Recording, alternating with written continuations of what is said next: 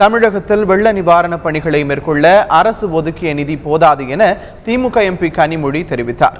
சென்னையில் கனமழையால் பாதிக்கப்பட்ட பல்வேறு பகுதிகளில் திமுகவினர் நிவாரணப் பொருட்களை வழங்கி வருகின்றனர். இன்று புரசைவாக்கத்தில் மழையால் பாதிக்கப்பட்ட மக்களுக்கு திமுக எம்பி கனிமொழி வேட்டி, சேலை, போர்வை மற்றும் உணவுப் பொருட்களை வழங்கினார்.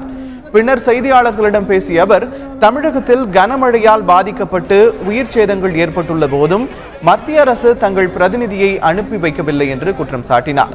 மேலும் தமிழக அரசு ஒதுக்கியுள்ள 500 கோடி ரூபாய் எவ்வாறு செயல்படுத்தப்படும் என்பதை தெளிவுபடுத்தவில்லை என்றும், நிவாரணப் பணிகளை மேற்கொள்ள ஏதுவாக கூடுதல் நிதி ஒதுக்க வேண்டும் என்றும் அவர் கூறினார்.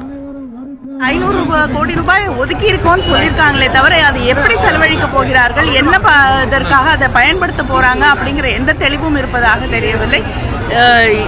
இந்த பாதிப்பு நிகழ்வதற்கு முன்னால் மழை வரப்போகுது, இவ்வளவு புயல் இருக்கு அப்படின்னு தெரிஞ்சுமே எந்தவித நடவடிக்கையும் இங்கே இருக்கக்கூடிய அரசாங்கம் மேற்கொள்ளவே இல்லை. அதனால்தான் இவ்வளவு பேர் இவ்வளவு பாதிக்கப்பட்டிருக்கிறார்கள்.